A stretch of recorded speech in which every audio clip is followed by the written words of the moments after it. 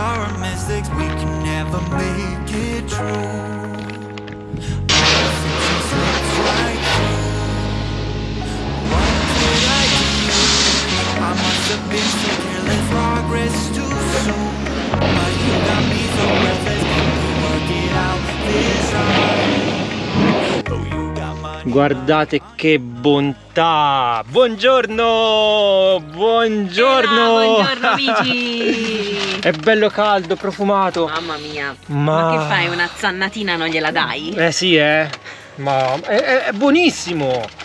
Che profumo! Il più buono di sempre! Davvero. Ci Ma- siamo fermati a prendere il pane e la signora ce lo serve così. Col sul cartone. cartone. Che bellezza! Infatti ho recuperato un vecchio sacchetto che avevamo e ora un pezzo ce lo mangiamo e l'altro lo metto nel sacchetto.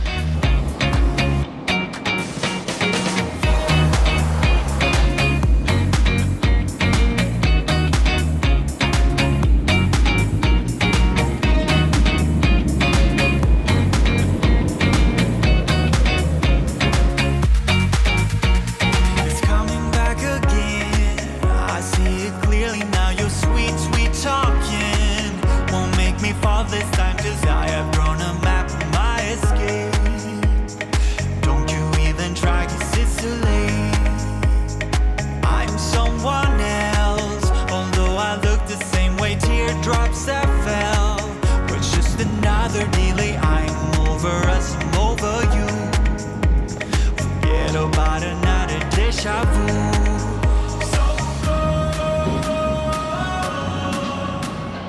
See the lights rise once more. I could be fooled by you tonight, but not this time.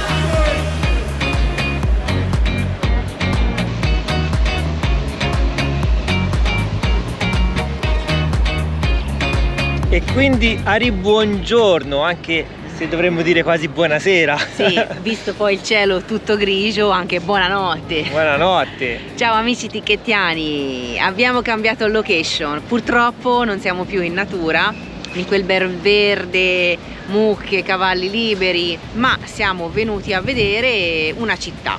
La seconda città più grande di tutta la Georgia, quindi dopo Tbilisi, la città di Batumi, Esatto, dove eravamo arrivati il primo giorno. esatto, perché è vicino di fatto al confine turco, ma noi l'avevamo attraversata velocemente all'ingresso in Georgia e c'era rimasta poi la curiosità di vederla ovviamente, quindi ora era arrivato il momento. In quel frangente eravamo venuti giusto a fare la SIM telefonica e avevamo trovato anche una bella giornata di sole. Oggi purtroppo è così. È chiuso il cielo, non si sta male, c'è vento, come vedete Fede è in maglietta, vabbè.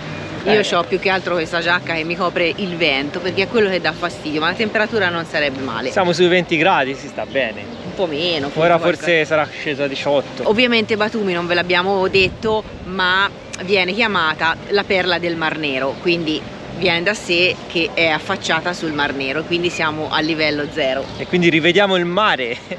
Dopo Oppure tanto. ci proviamo perché, come detto. Però nei prossimi giorni abbiamo un po' di programmini interessanti, quindi vedremo. Intanto le navi Sì, c'è un suonano nel porto. porto. C'è un bel porto grande, movimentato, soprattutto turistico. Vi vogliamo dare proprio due informazioni veloci.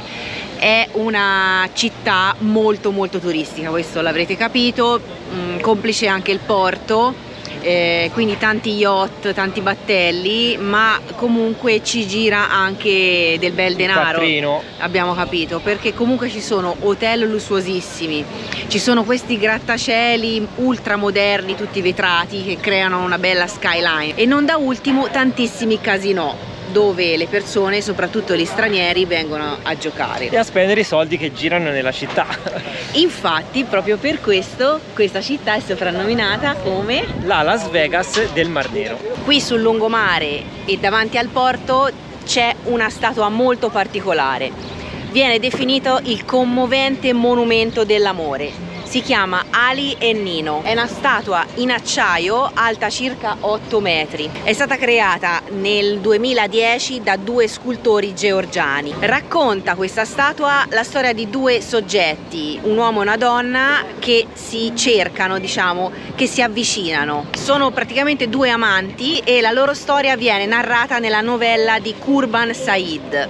Sono, come vi dicevo, un uomo e una donna. Lui un aristocratico dell'Azerbaigian, appunto Ali o Ali, e lei Nino, perché in georgiano Nino, vi ricordiamo, è un nome femminile, una principessa georgiana. Ogni sera queste statue, praticamente con un meccanismo posto alla base, si separano e poi si uniscono nuovamente. Speriamo di essere fortunati, torneremo in serata per vedere il movimento e il meccanismo in funzione. Qui di fronte alla statua di Ali e Nino abbiamo questo punto panoramico che dà sul Mar Nero. Eccolo qui ragazzi, il Mar Nero. Oggi è particolarmente nero perché senza sole è più scuro. Direi quasi grigio. E vediamo anche la spiaggia di Batumi, che non è sabbiosa ma è ciotolosa, quindi tanti sassi e pietre. Sì, esatto. Ed è una delle spiagge più rinomate e famose della Georgia. E c'è da dire che praticamente mezza Georgia d'estate viene al mare nella perla nera, appunto, vi dicevamo che si chiama così,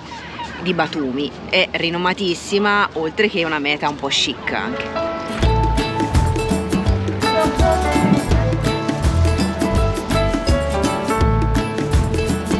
Prima che si metta a piovere facciamo due passi per il lungomare. Ci troviamo adesso sotto la torre dell'alfabeto. Lungo tutto il perimetro della torre vediamo tutte le lettere dell'alfabeto georgiano. E noi lo conosciamo. Lo conosciamo bene e come sapete è un alfabeto che fa parte del patrimonio UNESCO per i suoi caratteri tondeggianti molto particolari. In cima alla torre abbiamo anche un ristorante panoramico. Nella palla praticamente. Dentro la palla. E quando scendete dalla torre e avete mangiato come non sa come, vi sentite anche voi una palla. E direte, ma mi sento una palla. Non ci credo. Vabbè, basta, forse questa la tagliamo.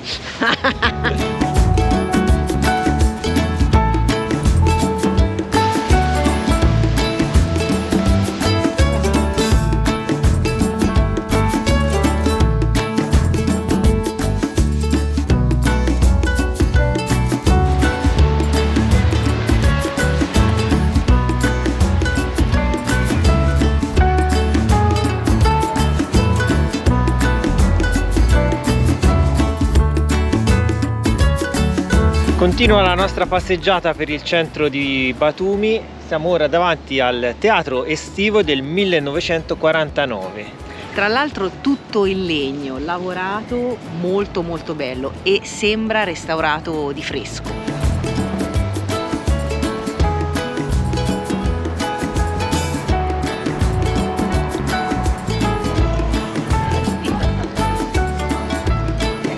Qui siamo davanti all'ingresso del teatro. Mi sono dovuto mettere anche il giacchetto perché fa un freddo ragazzi, si è alzato un vento freddo dal Mar Nero. Pensate a me che sono diventata la Befana, tutti insieme. Ero maglietta a maniche corte, non ci si fa, non si sfanga ragazzi. Non è stabile ancora questo vento, questo tempo, no, questo vento, il vento no, c'è anche troppo.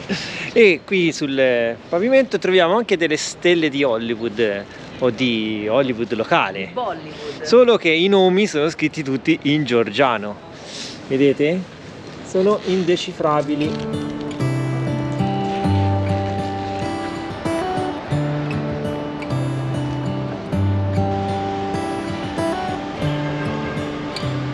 E qui dietro di noi una bellissima foresta di bambù. In questa zona ne troviamo molti di bambù, belli grossi, si vede che hanno un gran fusto e l'abbiamo ritrovato anche, ti ricordi dove? Quando siamo entrati in Georgia, qui vicino, perché noi siamo entrati da Batumi, eravamo andati lungo il Mar Nero nel parco, quello botanico, ora non mi ricordo il nome, dove c'erano tutti i bambù.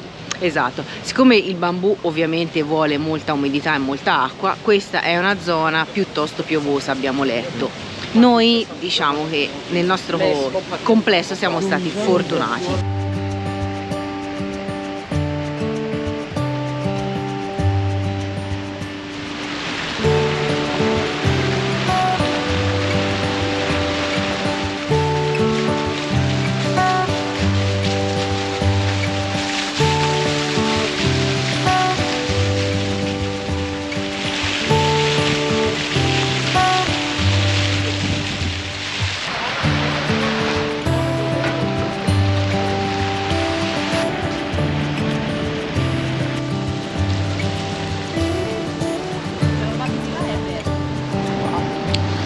Questa strana struttura è un luogo dove vengono, pare, svolti i matrimoni, le cerimonie, penso, civili.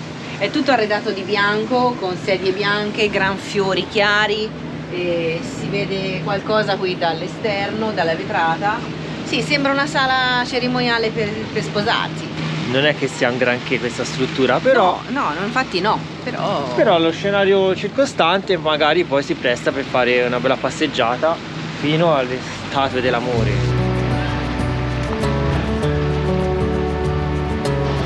Tra i vari hotel, le Radisson, le Méridien, quest'ultimo ha pure una ruota panoramica là sopra, si vedono delle navette gialle e c'è una piccola ruota panoramica ad alta quota. Sa quanto costa una camera con ruota panoramica annessa? Pensa se vi sbagliate la mattina invece di prendere l'ascensore e infilate nella ruota panoramica mentre avete un attacco di sonnolenza.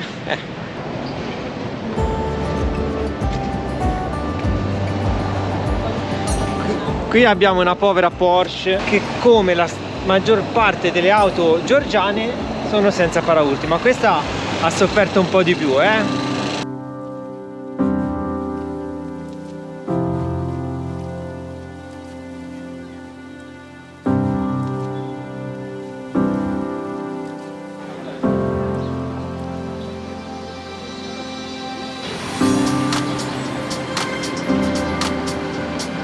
E là sopra abbiamo un bellissimo orologio astronomico.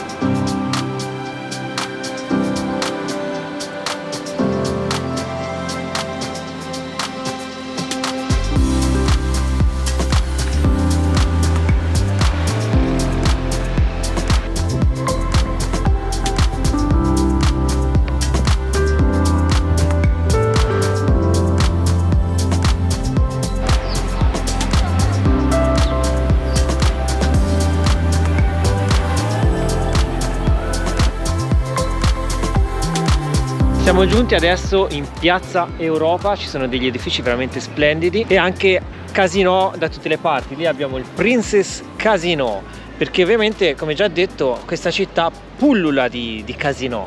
È vero, vengono tutti qui a giocare d'azzardo. Abbiamo letto che la maggior parte, diciamo, dei visitatori provengono o dalla Russia o dalla Turchia. Qui nella città poi abbiamo letto che arriva anche un oleodotto che proviene da Baku, la capitale dell'Azerbaigian, e la città è anche un importante porto con l'affaccio appunto sul Mar Nero. E l'ultima curiosità che abbiamo letto è che la Corte Costituzionale, pensate un po', dalla capitale Tbilisi è stata spostata proprio in questa città. Avevamo detto prima che questa è la seconda città più grande di tutta Georgia, in realtà è la terza. Sì, probabilmente da quando, dipende in che sito la leggete, magari col passare degli anni ovviamente la popolazione cresce e la classifica cambia. La famosa Piazza d'Europa porta, come vi dicevamo, questo obelisco, questa statua che è molto alta. Sopra c'è Medea, questa figura mitologica che in mano sorregge il vello d'oro, che è di fatto il simbolo della prosperità. Fu realizzata nell'anno 2007 da un architetto georgiano e vuol significare, è proprio il simbolo della prosperità, come vi dicevo, ma anche dell'integrazione fra la cultura georgiana e quella europea.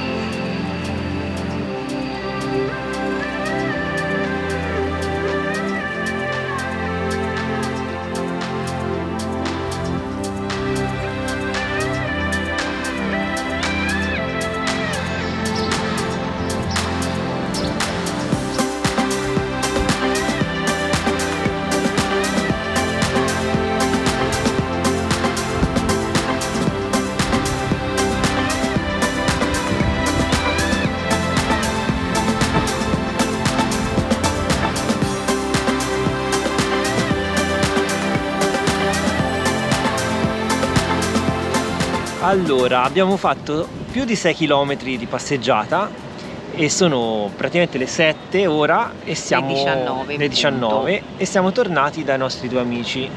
Ali e Nino, vi ricordate la statua che doveva muoversi? E invece? Ma purtroppo non si muove. Non si muove. È ferma. E abbiamo letto appunto che alle 19 di ogni giorno il meccanismo dovrebbe far unire i due amanti.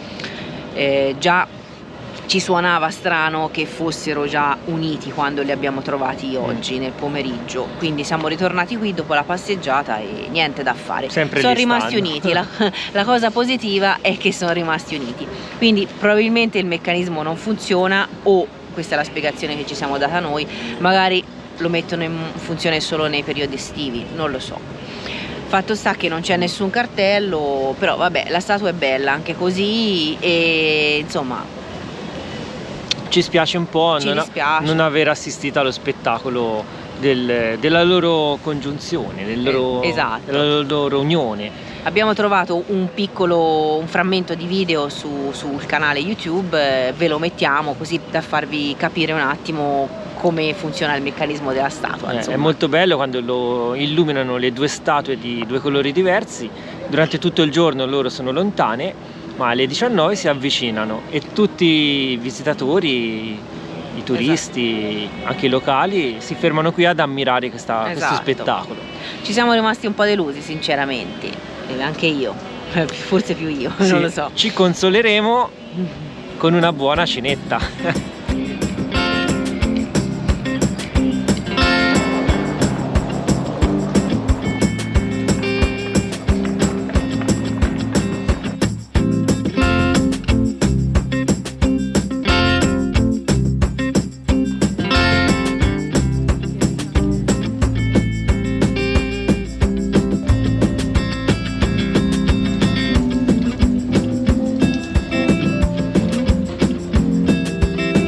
Continua la nostra passeggiata in cerca del ristorantino. Abbiamo visto la chiesa di San Nicola, dove avviene il culto ortodosso, che abbiamo già trovato in Grecia, e ci siamo spostati in Piazza Square, che di fatto, pensate un po', ce l'hanno copiata.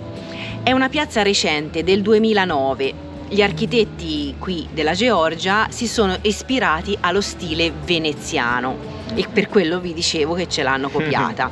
E è un po' il fulcro, diciamo, del ritrovo dell'arte, dei concerti, della musica e anche un ritrovo poi sociale della città di Batumi. La particolarità, o meglio la curiosità, è che ogni 3 ore pare che dalla cupola principale sopra si senta l'inno georgiano.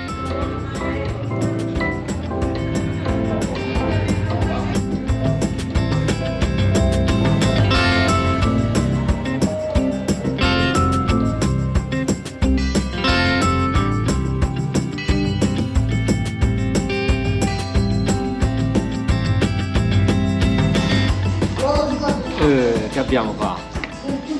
La zuppa tipica. Ragazzi, non ho resistito alla zuppa, si chiama carcio o garcio, ora non mi ricordo, ancora non l'avevo assaggiata questa in Georgia e ho dovuto provarla insieme a un altro piatto che ancora mi deve portare. Nel frattempo sono arrivati altri piatti: melanzane, patatine, la zuppa di Marta, original Georgian beer, perché tra poco arriva anche il mio piatto. Eccolo, arriva. Eccolo. È arrivato il cacciapuri, ragazzi. È praticamente una pizza al formaggio.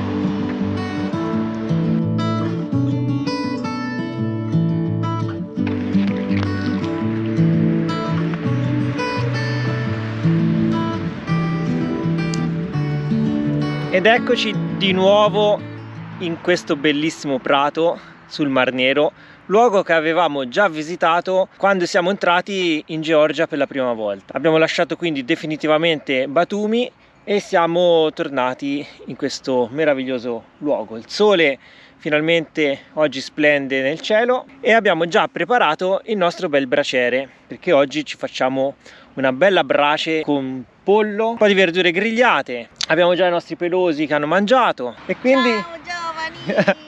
e quindi direi che è giunto il momento di accendere il fuoco.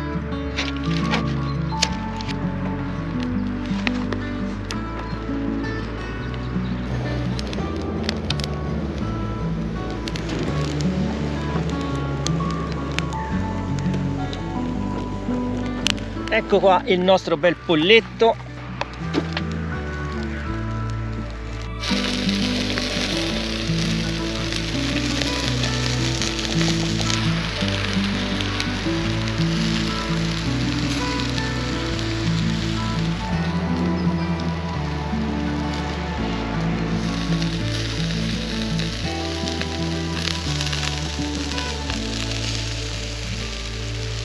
Che abbiamo qua di buono? È un signor vino dell'Armenia. Mamma mia!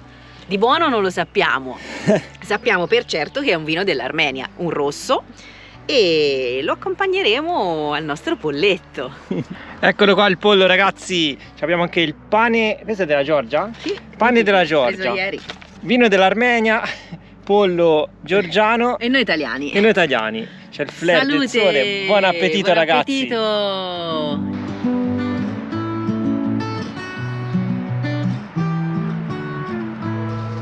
Ragazzi, che mangiata che abbiamo fatto! E che lalla, come si dice da noi. Sarebbe da sdraiarsi sul prato e dormire tutto il giorno, ma qui c'è da lavorare sempre. Anche perché oggi al sole si starebbe benissimo, senza vento.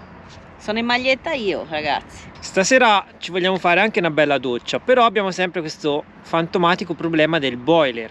Visto che abbiamo ancora un bel po' di ore di sole e di luce, volevo vedere di sistemare qualcosa. Di tentare la Di tentare, riparazione ecco. on the road, perché qui la situazione insomma è un po' più critica, diciamo, che farlo da noi. Non ci sono officine specializzate per i camper, non ci sono rivenditori di attrezzature per i camper, non possiamo smontare il boiler e andare a comprarlo nuovo, insomma, ecco. No, e non possiamo nemmeno andare avanti scaldando l'acqua con la pentola perché è troppo macchinoso. Quindi ora, siccome abbiamo comprato alcune cosine che potrebbero tornare utili, ora provo a svuotare tutto il garage, smonto il boiler, vediamo un po' di capire da dove viene la perdita e cerchiamo di rimediare in qualche maniera. Facciamo un esperimento e vediamo se stasera riusciamo a farci una doccia calda con il nostro boiler o se tocca rimettere la pentola sul fuoco. O se devo fare un tuffo nel Mar Nero, perché fondamentalmente se no alle brutte c'è il Mar Nero, ci si lava lì. Allora, svuotiamo di nuovo tutto il garage. Come vedete ho già tolto qualcosa e dobbiamo liberare più che altro questa zona in modo da poter accedere facilmente al boiler. Vi facciamo vedere cosa abbiamo preso. Abbiamo comprato questo contenitore di plastica che potrebbe essere utile con un intervento stile MacGyver, però prima di tagliare questa plastica vogliamo vedere se riusciamo a mettere questa vaschetta d'alluminio sotto al boiler. Quindi l'idea adesso sarebbe di svitare il boiler dal pavimento, inserire questa vaschetta sotto al boiler e poi riavvitare tutto, eliminare il bypass e ricollegare i tubi. In questo modo l'acqua che dovesse uscire, che non è poi tantissima, sono piccole uscite che però andrebbero a rimanere qua dentro, anziché andare ad impregnarsi sul legno e quindi a rovinarlo, rimarrebbero qui dentro questa vaschetta e potremmo quindi levare l'acqua anche con una semplice spugna. Vediamo se in questo modo riusciamo a farlo funzionare e già che devo smontarlo vediamo di capire anche dove si trova effettivamente la perdita. Bene, piano piano stiamo svuotando tutto il garage, abbiamo messo tutte le nostre cose qui sul pratino, quindi a questo punto apriamo la cassapanca del boiler e vediamo un po' cosa possiamo fare. Praticamente vanno svitate queste viti che tengono il boiler attaccato al pavimento e sotto al boiler va messa quella vaschetta. Però devo staccare il tubo dell'aria, i tubi dell'acqua, devo staccare questa parte, quindi è un bel lavoro, non è un lavoro semplice. Un motivo per cui abbiamo temporeggiato a fare questo lavoro è che dobbiamo praticamente levare il boiler e quindi non possiamo usare poi il cinebasto. E dal momento che abbiamo passato gli ultimi tempi praticamente sempre al freddo, in alta quota con la neve, non poter usare poi il cinebasto poteva essere un problema. Ciao! Vero? Anche i cani sono d'accordo su questo. Sono d'accordo, oggi ci fanno compagnia e fanno il tifo per noi. Senti, hanno detto forza ragazzi, forza Tickets! Perché infatti il nostro tubo dell'aria calda si interrompe qui all'ingresso del boiler. Se io vado a levare il boiler mi manca poi questo pezzo di tubo e non posso portare l'aria calda davanti, e quindi senza boiler non possiamo usare il cinebasto, e quindi se facciamo questo intervento poi dobbiamo ripristinare assolutamente il tutto. Ora è vero, non fa più freddo, è già da un paio di notti che non lo accendiamo più, però non rischierei. però insomma ancora non siamo fuori dal tunnel. Esatto. Niente, vado a svitare le prime viti e vediamo cosa si riesce a risolvere. Intanto svitiamo il tubo dell'aria calda e si leva questo. Leviamo questa paratia che ci protegge i tubi di plastica, di gomma anzi, dell'acqua dal tubo dell'aria calda, quindi è una protezione per il calore che finora, devo dire, ha svolto il suo egregio lavoro. Vedete, questa vite ha fatto anche un po' di ruggine, quindi magari la sostituiamo perché ci è andata all'acqua e l'ha fatta un pelino arrugginire sulla testa.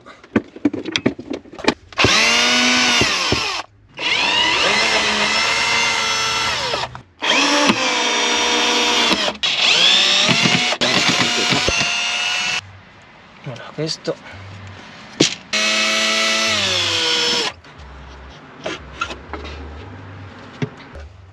questo punto il boiler dovrebbe venire via. Dovrebbe. Vediamo. Oggi grigliata di truma. Oi oi. La vaschetta in alluminio, quella delle lasagne per capirsi. Vediamo se si riesce. Non è la soluzione migliore, ma almeno non ci perde nel pavimento. è un esperimento, diciamo. Ma porta secondo me questa vaschetta. Vediamo se si riesce a infilare. Allora, sono un po' scomodo, ho messo la vaschetta, ora provo a riavvitare le viti.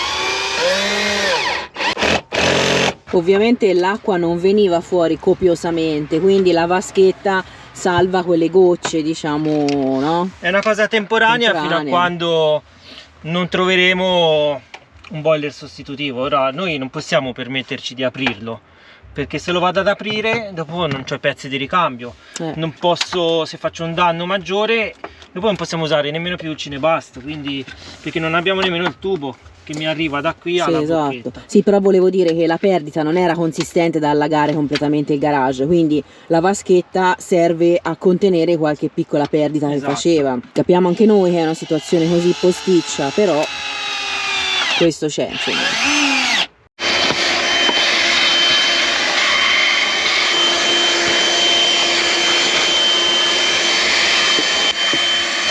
Allora, questo qui è fissato, non si muove più, ho ristretto tutte le viti anche del tubo del cinebasto. Ora devo rimuovere il bypass e ripristinare i collegamenti, quindi il tubo rosso va nello snodo AT rosso e il tubo blu va nello snodo AT blu. In questa maniera possiamo riempire nuovamente il boiler, poi lo potremo scaldare e avere così l'acqua calda. Dobbiamo vedere che questo non perda.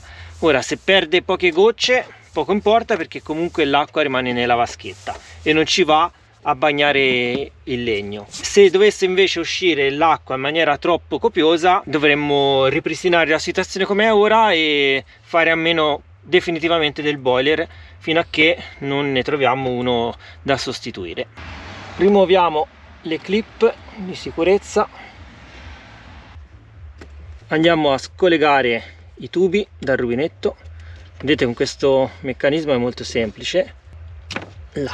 Ora devo levare lo snodo AT, sicuramente mi uscirà un po' d'acqua, ma dovrebbe uscire poco, però qualcosa esce sicuro. Tra l'altro ci metto il dito.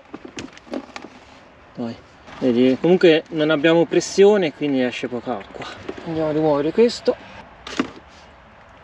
Perfetto. A questo punto andiamo a ricollegare i tubi.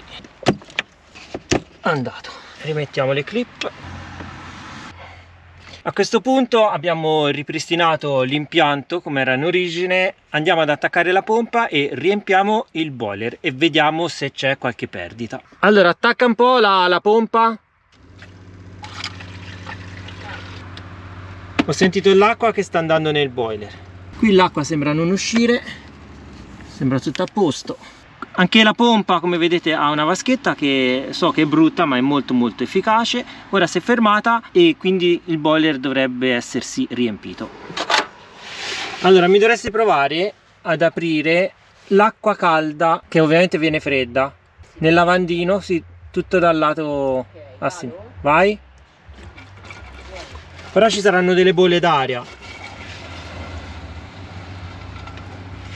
Però almeno facciamo circolare qua dentro l'acqua.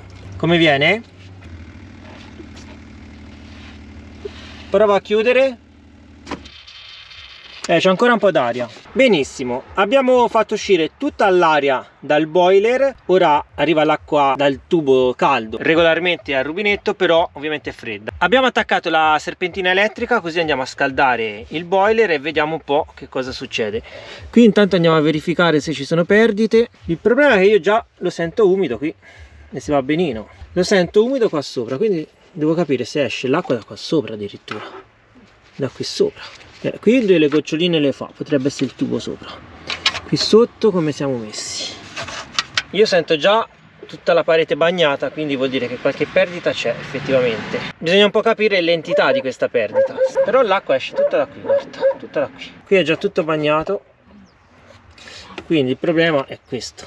Qui c'è il problema, da qui perde l'acqua. Potrebbe essere anche il tubo, che si è un po' allentato, perché è un po' a molle.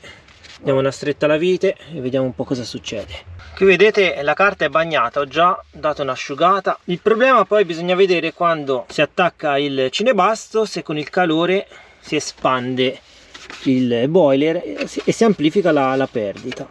Qui c'è un po' d'acqua, la andiamo a rimuovere, però questa vaschetta me la contiene, quindi praticamente con la spugna poi andiamo a levarla e in questo modo limitiamo i danni e perlomeno possiamo utilizzare l'acqua calda. Faremo un po' di esperimenti e poi vi faremo sapere meglio nei giorni a venire quali saranno gli esiti di queste prove. Bene, a questo punto andiamo a richiudere tutto il box di legno, lo riavvitiamo e vediamo un po' più tardi cosa succede qua sotto. Comunque già la cosa mi sembra un po' migliorata, nel senso che è più sotto controllo. La perdita c'è, è minima, però è contenuta in questo modo.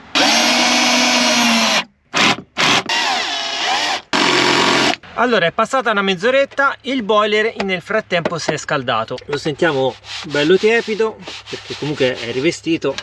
Qui è caldo, è bello caldino, quindi l'acqua dovrebbe essere quasi in temperatura. Abbiamo stretto bene tutte le viti perché queste comunque saranno un po' allentate e di acqua c'è veramente poco e niente, anzi direi proprio che per ora stia reggendo bene. Bisogna appunto capire cosa succede quando si attacca il cinebasto, se c'è qualche dilatazione o meno. Per ora sembra andare bene, la vaschetta appunto ci protegge da eventuali perdite. Controlleremo tutti i giorni che non ci sia acqua, magari era solamente qualche tubo allentato, quindi vai a sapere. Per ora sembra reggere tutto bene, quindi l'intervento è andato bene. Facciamo un po' di prove, ora mi faccio una bella doccia e poi verifichiamo se c'è acqua nella vaschetta oppure no.